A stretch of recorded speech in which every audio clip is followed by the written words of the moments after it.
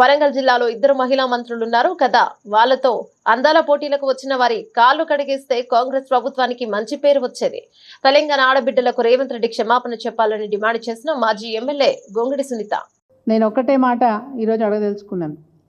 ఇవో మీకు చూపిస్తా ఉన్నాను కాళ్ళు కడిగించిన ఫోటోలు. ఇంకా ఇందులో మంత్రులు కడిగి ఉంటే ఇంకా గొప్పగా ప్రపంచమంతా చూసేది కదా, బాగా క్రెడిట్ వచ్చేది రేవంత్ రెడ్డి గారికి. అరే మహిళా మంత్రులు కడిగిరు కాళ్ళు అని చెప్పేసి ఇంకా గొప్పగా చాలా బాగా అనిపించేది. ఇంకా ఇది స్పష్టంగా ఉంది చూడండి. స్తంభాలు పెట్టి ఆ వెండి చెంబులకు పూత పోయించి వాళ్ళ కాళ్ళ మీద నీళ్లు పోసి కడిగి టవాలతో దుడుస్తూ ఏంది ఇది బతుకమ్మ ఆట ఆడిచ్చిరు. చీరగట్టుడు కాదు, బతుకమ్మ ఆడేటప్పుడు చెప్పులు వదిలిపెట్టాలని కూడా నేర్పాలి. బతుకమ్మ అంటే మా ఆడపడుచులకు గౌరమ్మ, మా ఆడపడుచులకు గౌరమ్మ. అమ్మవారిని మేము పూజిస్తాం. 9 రోజుల పాటు బతుకమ్మను పేర్చుకొని సుమంగలిగా ఉంచు, నా భర్త ఆయురారోగ్యాలు బాగుండేలాగా చూడని చెప్పి మన హిందూ సాంప్రదాయం ప్రకారం బతుకమ్మ పండుగని గొప్పగా ఘనంగా జరుపుకుంటాం. ఈరోజు ప్రపంచం అంతా కూడా అన్ని బతుకమ్మ పండుగను జరుపుకుంటా ఉన్నారు. ఈ సందర్భంలో మరి ఏం రాక్షస పుట్టుక పుట్టిండో అర్థం కాదు ఈ రేవంత్ రెడ్డి. సరస్వతి నదిలో పుష్కరాలు బాగుంది. ముఖ్యమంత్రి వారి సతీమణి కాళ్ళ వద్ద అమ్మవారి ఫోటోలు. ఈయన డైలాగ్ ఓసారి విన నేను. గుళ్ళో దేవుడు ఉండాలన్నట, గుండెల్లో భక్తి ఉండాలన్నట.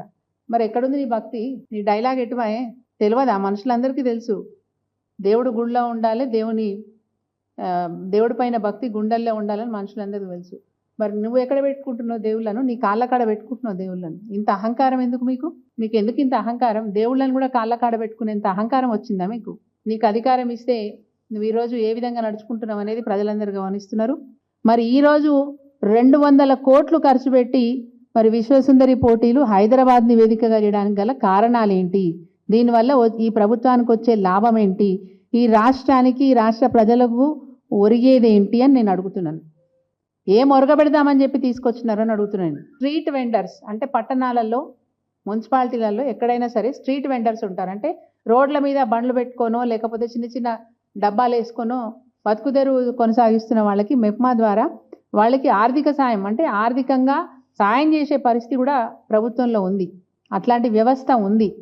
మెప్మా ద్వారా మొదలు ఒక 10,000 అప్పుగా ఇచ్చి వాళ్ళు సక్రమంగా 0 వడ్డీ సక్రమంగా వాళ్ళు దాన్ని చెల్లిస్తే మళ్ళీ 20,000, మళ్ళీ 40,000. ఈ విధంగా వాళ్ళ ఉపాధి అవకాశాలను మెరుగుపరచుకోవడానికి మెప్మా ద్వారా వాళ్ళకు ఆర్థిక సాయం అందించే ఒక మంచి వెసులుబాటు మన దగ్గర ఉంది.